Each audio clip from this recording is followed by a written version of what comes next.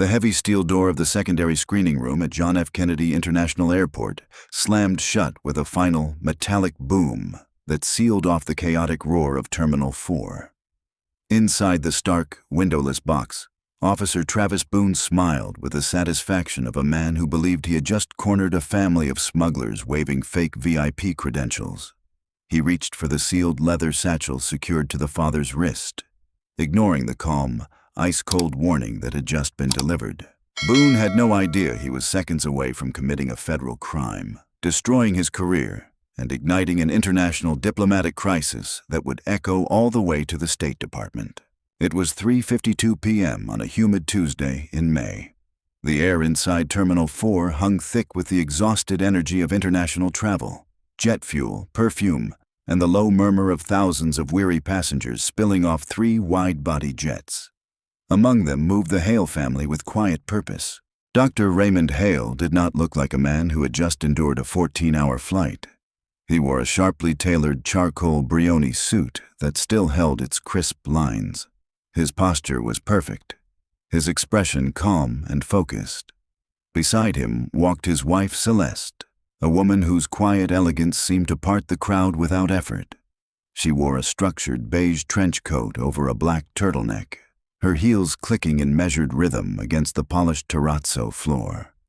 Trailing a few steps behind was their 17-year-old son, Jordan, looking exactly like any other American teenager. Oversized Yale hoodie, headphones around his neck, phone in hand, face set in the universal expression of adolescent boredom. But Raymond Hale was no ordinary traveler. He was the acting ambassador for a sovereign Caribbean coalition and a senior envoy to the United Nations. In his right hand, locked to his wrist by a discreet steel cable, he carried a heavy reinforced leather satchel. Thick red wax stamped with an official government seal sealed the zipper. Under international law, the bag was considered the sovereign territory of his nation. No foreign government could open it, delay it, or X-ray it. Following the blue overhead signs, Raymond guided his family away from the endless switchbacks of the General Customs line and toward the nearly empty diplomatic and APEC business travel lane. The lane was designed to move foreign dignitaries through the border in minutes. 50 feet away, leaning against a podium near the exit of primary screening, stood CBP Officer Travis Boone. 15 years on the job, thick neck, tightly buzzed hair, and a rigid worldview that matched both. Boone had built a reputation in Terminal 4 as a hardliner. He prided himself on instincts, a convenient word for the aggressive profiling that had earned him multiple quiet reprimands from human resources, none of which had ever stuck. Recently passed over for a supervisory promotion, he was nursing a bruised ego and looking for a reason to assert authority. His eyes locked onto the Hale family as Raymond unhooked the velvet rope of the diplomatic lane and held it open for his wife and son. Boone's jaw tightened. In his mind, real diplomats looked like aging European politicians or silver-haired aristocrats. They did not look like a black family with a teenager in a baggy hoodie. "Look at this guy," Boone muttered to the younger officer beside him, Derek Lang, who was monitoring a screen. "Thinks he can just skip the whole terminal." Lang glanced up. "They're in the dip lane, Travis. Probably have the credentials." "Yeah, we'll see about that." Boone scoffed and pushed off the podium. "We've been getting memos all month about fake VIP passports coming out of South America and the islands. I'm checking this out." Lang started to protest. "Let primary handle it." But Boone was already striding across the blue carpet, intercepting the family just before they reached the diplomatic booth. "Hold it right there." Boone stepped directly into Raymond's path, forcing the diplomat to stop short. He planted his feet, puffed out his chest, and rested one hand near his utility belt. "Where do you think you're going?" Raymond's expression shifted from travel-weary neutrality to polished professionalism. "Good afternoon, officer. We are heading to the diplomatic screening desk." "Are you?" Boone's tone dripped condescension. He looked Raymond up and down, then sneered at Jordan, who had pulled off his headphones and was watching with a frown. "This lane is reserved for foreign diplomats and government officials, not people who don't want to wait in line with everybody else. Back of the line is that way." He jabbed a thick finger toward the massive, snaking queue of thousands of passengers. Celeste stepped up beside her husband. "We are well aware of what this lane is for, officer. My husband is an ambassador." Boone let out a short, mocking laugh. "An ambassador? Right. And I'm the King of England. Let me see your passports. Now." Raymond did not break eye contact. 30 years of navigating international politics had taught him to recognize the petty tyranny of a small man with a badge. Slowly, deliberately, he reached into his breast pocket and produced 3 stiff, red-covered booklets. United Nations laissez-passer documents issued only to the highest-ranking international officials. "Here you are," he said, handing them over. Boone snatched them. He did not open them immediately. Instead, he flipped them over in his hands, feeling the covers, eyes narrowing. "These look fake."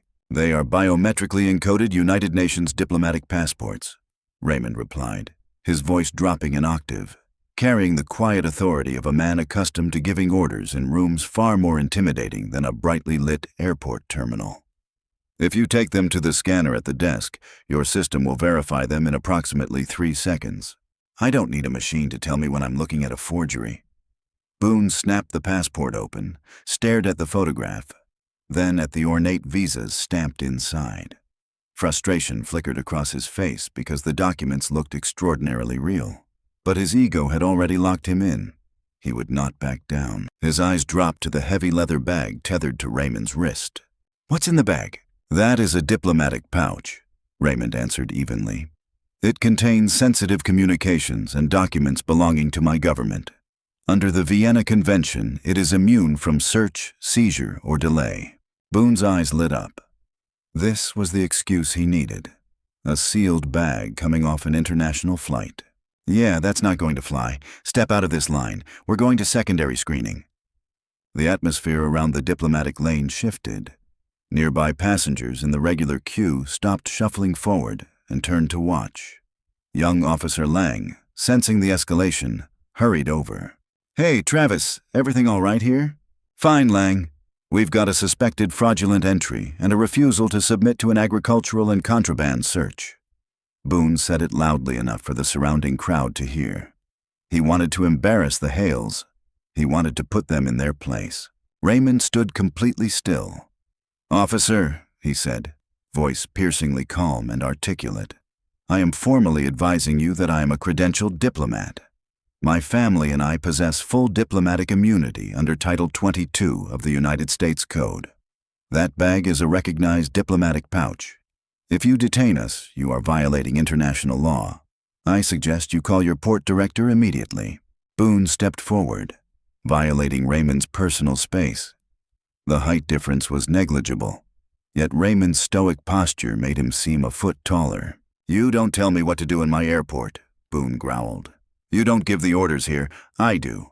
And right now, I'm ordering you to follow me to room 114. If you resist, I will place you under arrest for interfering with a federal officer. Do you understand me?" Jordan shifted his weight, fists clenching at his sides. "Dad, this is ridiculous. He can't—" "Jordan, silence."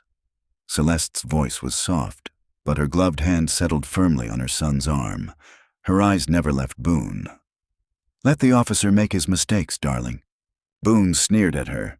"Move, now." Raymond gave his wife a brief, almost imperceptible nod. "Very well, officer. Lead the way." Boone turned and gestured for Lang to take the rear. He marched the Hale family through the terminal, bypassing the customs booths entirely, down a long, sterile corridor lined with frosted glass. The walk felt intentional, a deliberate perp walk designed to humiliate. Boone held their red passports tightly in his left hand, swinging his arms with exaggerated aggression. Lang walked a few paces behind, eyes on the back of Raymond's suit. Quietly, he keyed his radio. "Dispatch, this is Lang. Officer Boone is initiating secondary screening on 3 individuals from the Geneva flight. Can you run a name for me?" "Hale, Raymond." Static crackled. "Copy that, Lang. Running it now."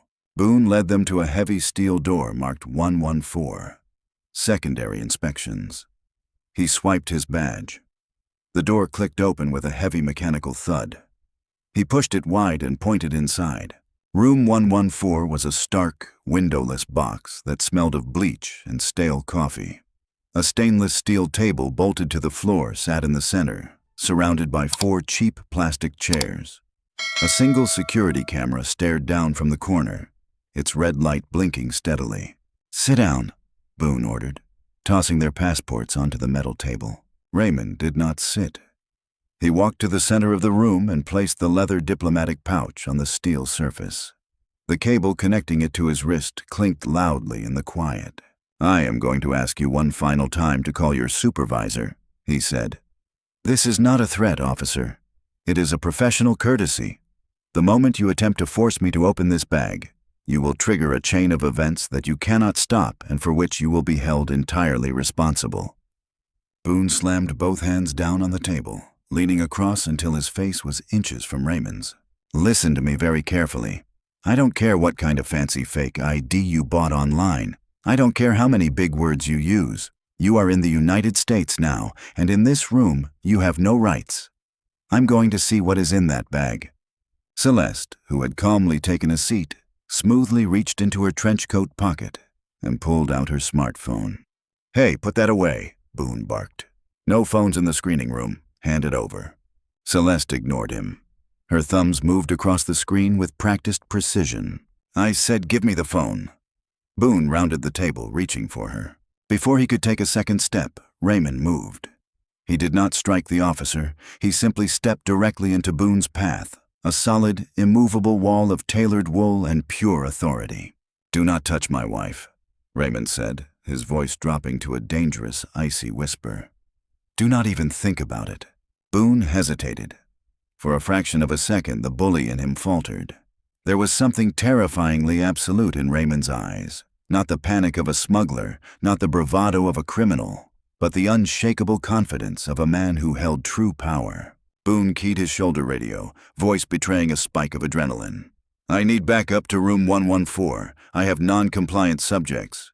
Within 60 seconds, the steel door opened again. 2 more CBP officers stepped in, hands resting cautiously on their belts. One was an older, weary-looking supervisor named Wallace Reed. "What's going on here, Boone?" Reed asked, taking in the scene.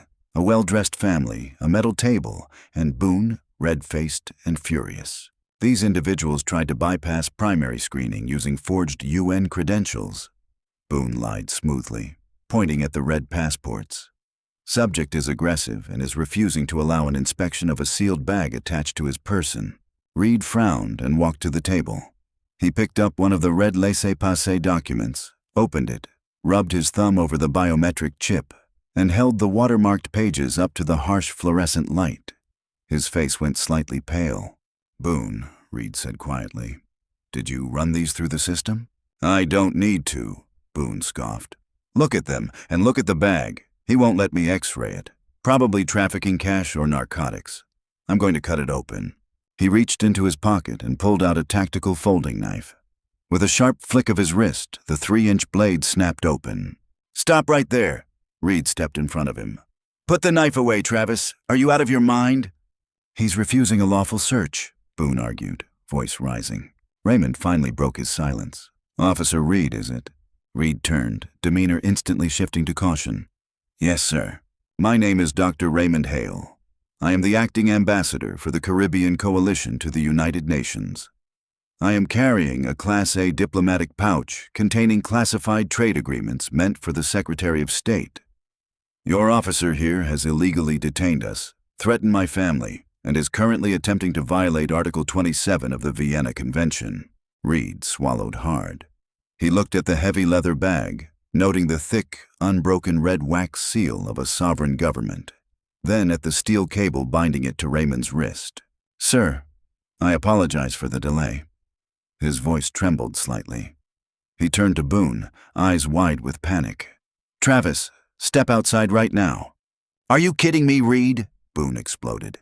"He's playing you. He's playing all of us. Look at him. You think an ambassador walks around with a kid in a hoodie?"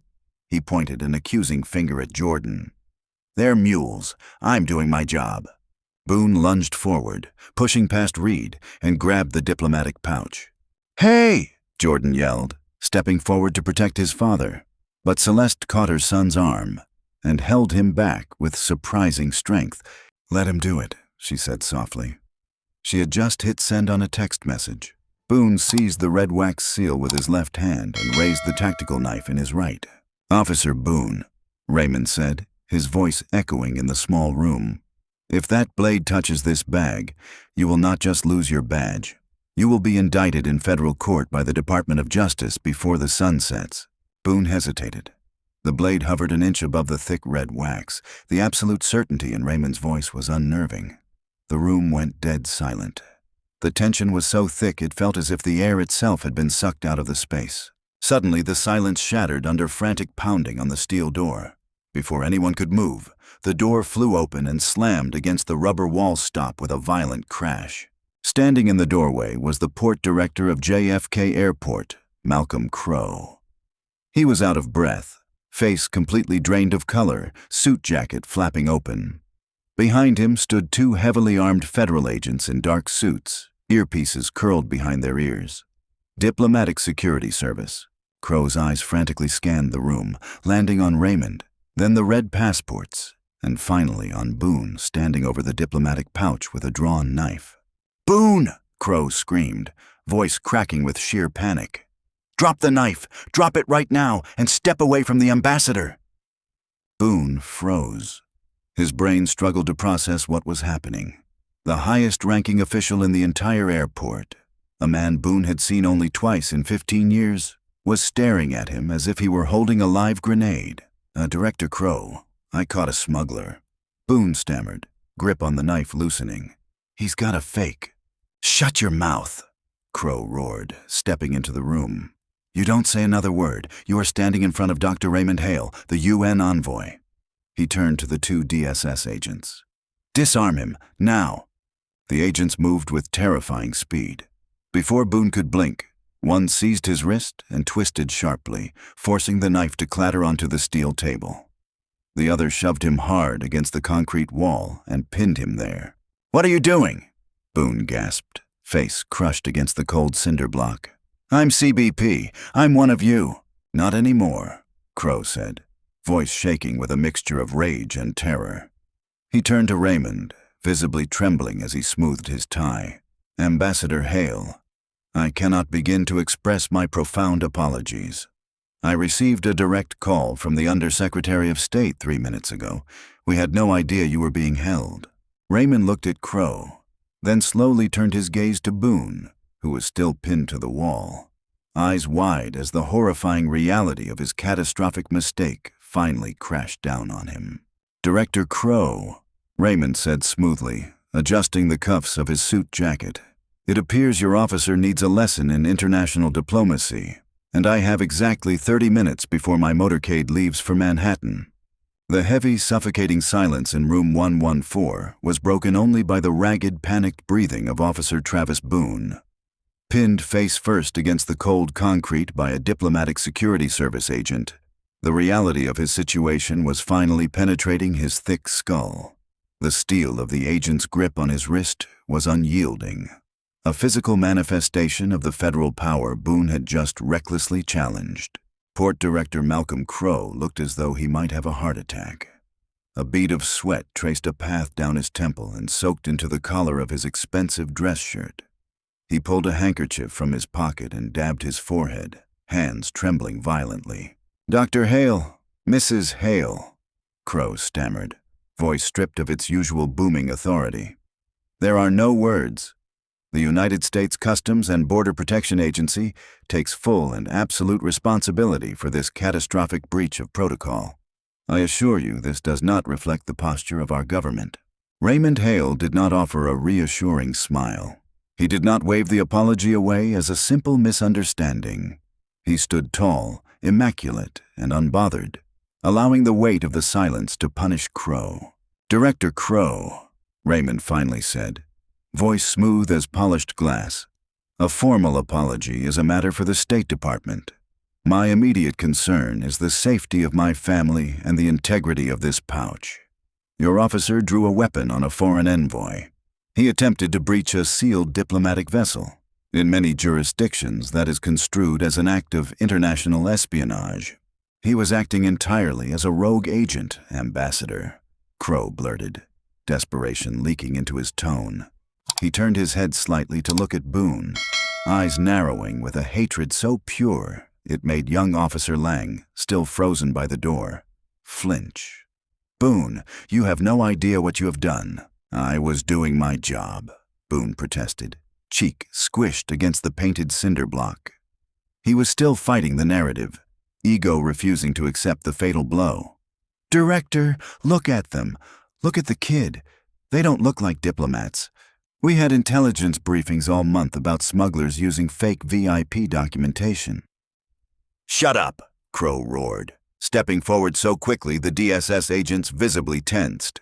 "Do not say another word, you ignorant fool. You don't profile a sovereign representative. You verify, which is what the biometric chips in those passports you threw onto a table like trash are for." Celeste Hale slowly rose from her plastic chair.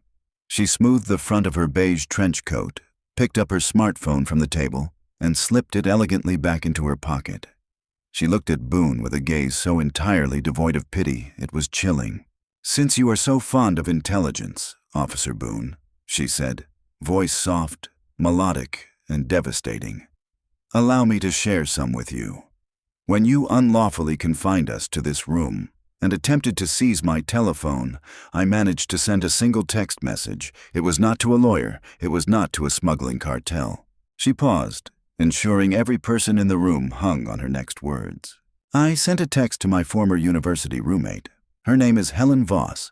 You might know her as the United States Deputy Secretary of State for Western Hemisphere Affairs. I simply told her that armed agents at JFK were attempting to confiscate the Caribbean Coalition's finalized energy treaties at knife point." Crow closed his eyes. A low groan escaped his throat. A direct line to the Deputy Secretary of State.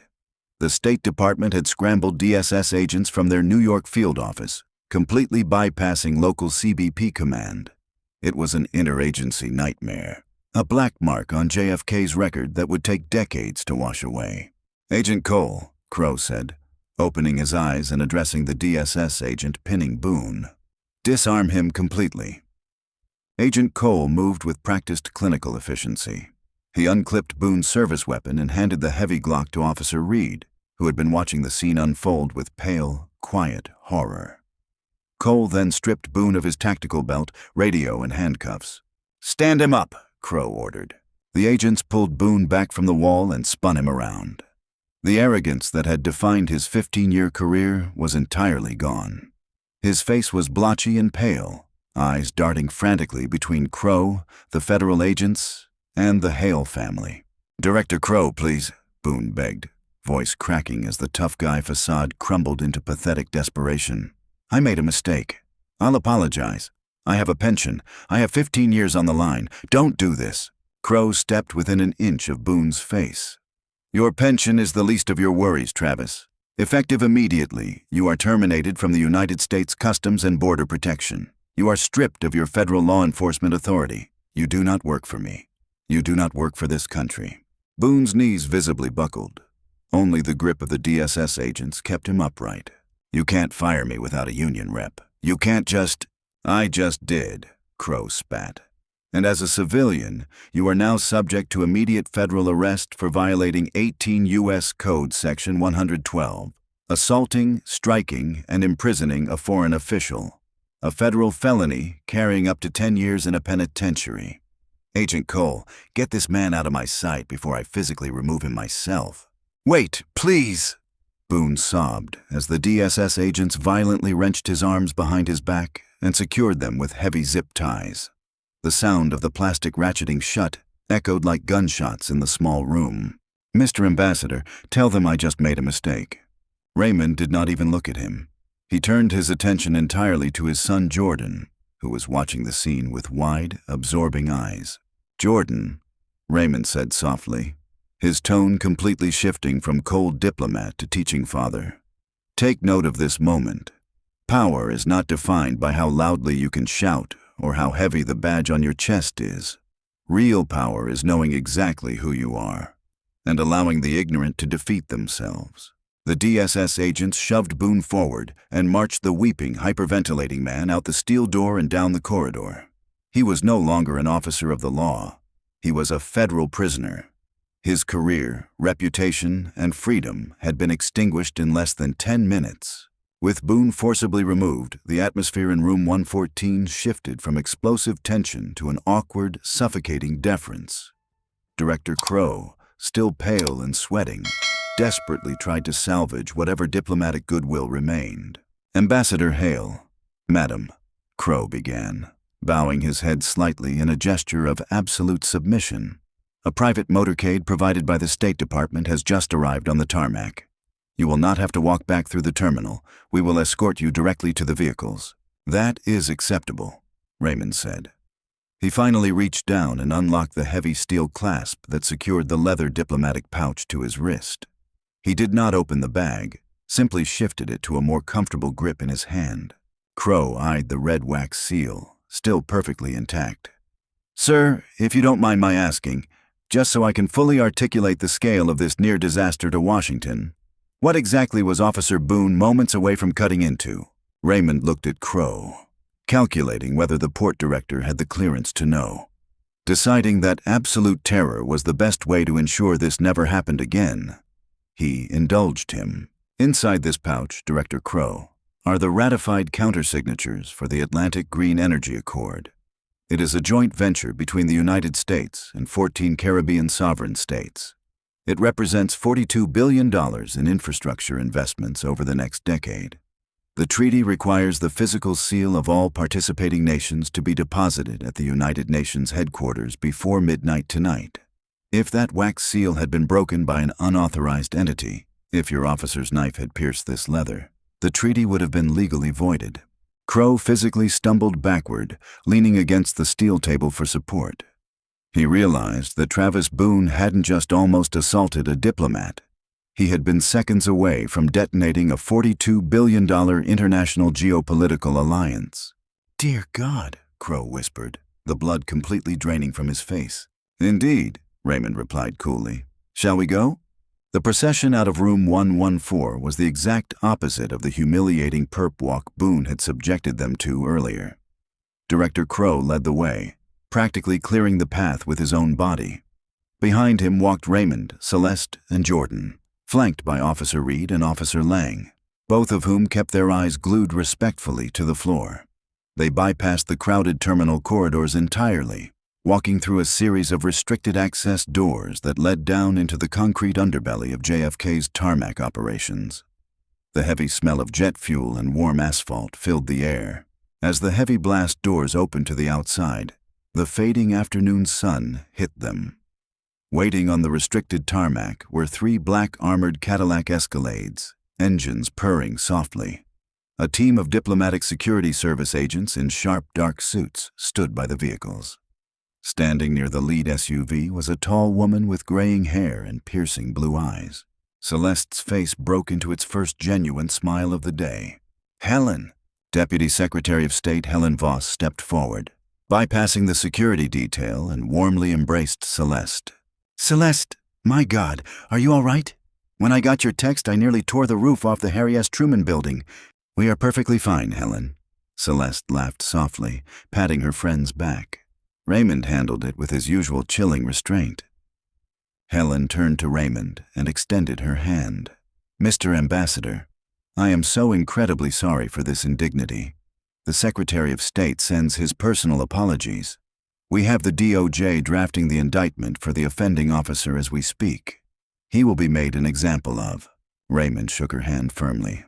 "Thank you, Madam Secretary. It is unfortunate that systemic profiling still permeates the lower ranks of your border security, but I trust this incident will spark the necessary internal reviews." "You have my absolute word on that," Helen said grimly, shooting a withering glare at Director Crow, who stood a respectful 20 feet away, looking like a man waiting for his own execution. "Director Crow and I will be having a very long, very painful conversation about airport leadership tomorrow morning." She then looked at Jordan, who was standing by the SUV, looking incredibly impressed by the armada of federal agents buzzing around them. "And Jordan, look how much you've grown. Still bound for Yale in the fall?" Jordan grinned, his teenage apathy completely replaced by awe. "Yes, ma'am, assuming I don't get arrested at the border again." Helen chuckled, though the sound was tight. I promise you, young man, your name is now flagged as absolute VIP status on every federal manifest in this country. No one will ever delay you again." The agents opened the heavy armor-plated doors of the Escalades. The Hale family climbed into the plush, quiet interior of the lead vehicle. Raymond placed the diplomatic pouch gently on the leather seat beside him, the red wax seal catching the fading sunlight. As the motorcade began to roll forward, tires humming against the concrete of the tarmac, Jordan looked out the tinted window. Far in the distance, near a chain-link security fence, he saw a standard blue CBP transport van. Being shoved into the back of it, hands bound with plastic zip ties, uniform stripped of its badges and insignias, was Travis Boone. The man looked broken, head hung low, a stark and pathetic silhouette against the massive jets taxiing behind him. Jordan watched until the van disappeared from view, then looked back at his father. Raymond was calmly reviewing a document on his tablet, completely unbothered, as if the last 45 minutes had simply been a slight bump in the road. "Dad?" Jordan asked softly. "Yes, Jordan. Did you know he was going to do that when you told him not to touch the bag? Did you know he'd try to force it?" Raymond finally looked up and closed the tablet. He looked at his son, eyes softening just a fraction. "Jordan, in my line of work, you learn to read men very quickly. Officer Boone is a man driven entirely by ego and prejudice. He saw what he wanted to see. He saw a target, not an equal. I simply gave him the rope, and his own arrogance tied the knot." Celeste reached over and took Raymond's hand. "It's a dangerous game to play, Raymond." "Perhaps," he agreed, looking out the window as the Manhattan skyline began to rise in the distance, a glittering monument to power and negotiation. "But sometimes the only way to expose a rot in the system is to let it bring itself into the light. Officer Boone thought he was the most powerful man in that room. He just learned that true power never has to shout." The armored SUV merged onto the Van Wyck Expressway, the diplomatic plates ensuring a clear path straight to the United Nations, leaving the ruined life of Travis Boone far behind in the concrete labyrinth of JFK. 6 months later, the damp November chill of lower Manhattan seeped through the heavy stone columns of the Daniel Patrick Moynihan United States Courthouse. The media circus outside was deafening. Satellite trucks lined Pearl Street. Reporters clustered against the barricades, holding microphones like weapons. The trial of the United States versus Travis Boone had become a national spectacle, a lightning rod for debates on border security, systemic profiling, and diplomatic sovereignty. Inside courtroom 17. The atmosphere was a suffocating vacuum of tension. Travis Boone sat at the defense table, practically drowning in an ill-fitting gray suit. He had aged 10 years and 6 months. The arrogant, broad-shouldered bully who had strutted through Terminal 4 was gone, replaced by a pale, twitchy man, facing a very real, very terrifying decade in federal prison. His defense attorney, a notorious red-faced pit bull named Frank Delaney, had built a desperate, aggressive defense. Delaney's entire strategy relied on the good soldier narrative. He argued that Boone was a dedicated officer reacting to vague Department of Homeland Security directives regarding fraudulent South American and Caribbean travel documents. Delaney was preparing to argue that Raymond Hale had deliberately acted suspiciously to bait Boone into a trap, a political stunt designed to embarrass CBP. Seated at the prosecution table was Assistant United States Attorney Daniel Reeves, a man whose quiet, meticulous nature made him a lethal prosecutor. Reeves had built an ironclad case around 18 U.S. Code Section 112, but he knew Delaney would try to muddy the waters. The courtroom fell dead silent as Judge Evelyn Marsh, a no-nonsense jurist with 30 years on the federal bench, banged her gavel. "Mr. Delaney," Judge Marsh said, her voice echoing in the mahogany-paneled room, "I have reviewed your motion to subpoena Ambassador Hale, demanding he testify regarding his suspicious demeanor on the day of the incident. The State Department has filed a motion to quash citing absolute diplomatic immunity. They only need to submit a single piece of paper to make your motion vanish. The ambassador is untouchable in this court."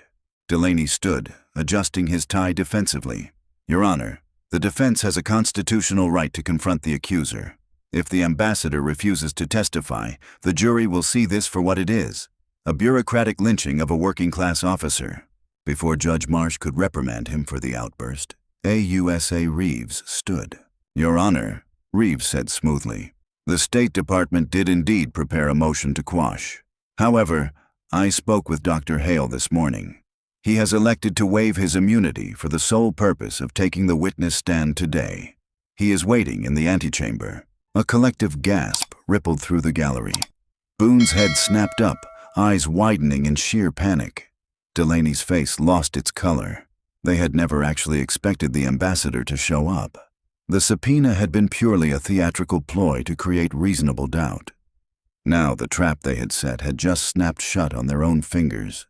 "Bring the ambassador in," Judge Marsh ordered. The heavy oak doors opened, and Raymond Hale strode into the courtroom. He was dressed in a charcoal gray bespoke suit, his posture a masterclass in dignified authority. He did not look angry. He did not look nervous. He looked like a man walking into a boardroom to finalize a hostile takeover. Raymond took the oath, sat in the witness box, and adjusted the microphone. His eyes briefly locked onto Boone, and in that fleeting second, Boone visibly shrank in his chair. Reeves walked to the podium. "Ambassador Hale, can you please state for the record what occurred when you presented your United Nations credentials to the defendant?" For the next hour, Raymond recounted the events of that humid Tuesday afternoon with chilling precision. He didn't embellish. He didn't need to. The raw facts were devastating enough. He described the aggressive posturing, the dismissal of the biometric laissez-passer documents, the unlawful detention in room 114, and the drawn, tactical knife. Delaney practically leapt out of his chair for cross-examination. He strutted toward the witness stand, trying to reclaim control of the room. "Dr. Hale," Delaney began, tone dripping with skepticism, "you are an expert in international law, are you not? You knew that if you simply opened that bag for 5 seconds, Officer Boone would have let you go. Instead, you chose to escalate the situation. Isn't it true you deliberately provoked my client to make a political point about racial profiling?" Raymond looked at Delaney with a mixture of pity and absolute disdain. "Counselor," he replied, voice calm yet carrying to the furthest corners of the gallery, "I am an envoy of a sovereign coalition. That pouch contained the countersigned Atlantic Green Energy Accord, a $42 billion treaty. Under the Vienna Convention, if I had voluntarily opened that bag for an unauthorized foreign agent, I would have been committing treason against my own government. I didn't escalate the situation. I merely refused to break international law to coddle your client's fragile ego." Delaney swallowed hard. "But you must admit room 114 has no audio recording. It's just a silent security feed. You claim my client threatened you, but we only have your word on what was actually said in that room." Reeves stood. "Objection, Your Honor, and if it pleases the court, the prosecution would like to introduce Exhibit 42 into evidence at this time." "What is Exhibit 42? Judge Marsh asked. "It is an audio file, Your Honor," Reeves said, a slight victorious smirk playing on his lips.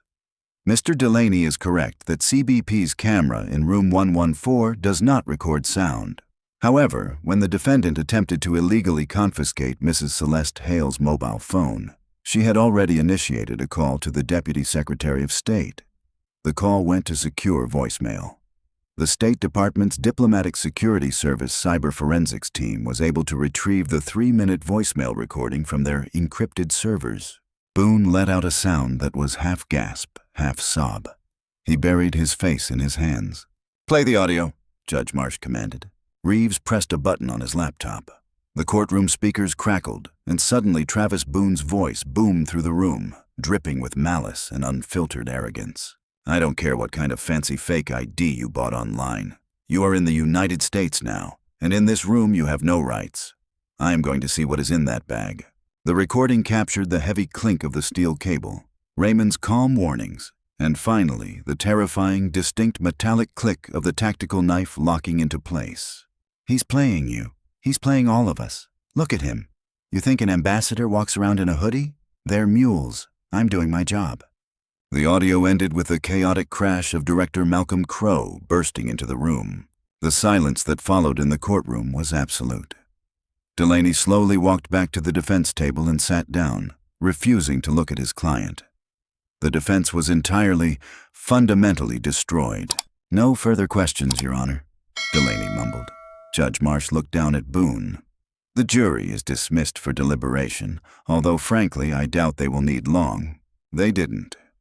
It took the jury exactly 45 minutes to return a verdict of guilty on all counts, including felony assault of a foreign official and unlawful imprisonment.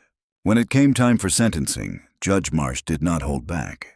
"Travis Boone, you were given a badge to protect the borders of this nation. Instead, you used it as a shield to enact your own petty, prejudiced tyrannies. You humiliated this country on the global stage, and you nearly detonated a critical international treaty because you could not fathom that a black family possessed more authority than you. You are a disgrace to the uniform you wore." She brought the gavel down with a resounding crack. "I sentence you to 8 years in a federal penitentiary without the possibility of early parole." The conviction of Travis Boone sent shockwaves through the entire Department of Homeland Security. It was a brutal wake-up call that forced an immediate top-down reckoning within the agency. At JFK's Terminal 4, the fallout was swift and merciless. Port Director Malcolm Crowe, whose catastrophic lack of oversight had allowed a rogue officer like Boone to operate unchecked for 15 years, was quietly forced into early retirement. He was replaced by a brilliant, ruthless former federal prosecutor named Claire Whitman. Whitman's first act as port director was to completely dismantle the secondary screening protocols. Under her mandate, a new standard operating procedure was codified, internally dubbed the Hale Protocol. It mandated that any traveler presenting diplomatic credentials must have those credentials biometrically verified by a supervisory officer at primary screening.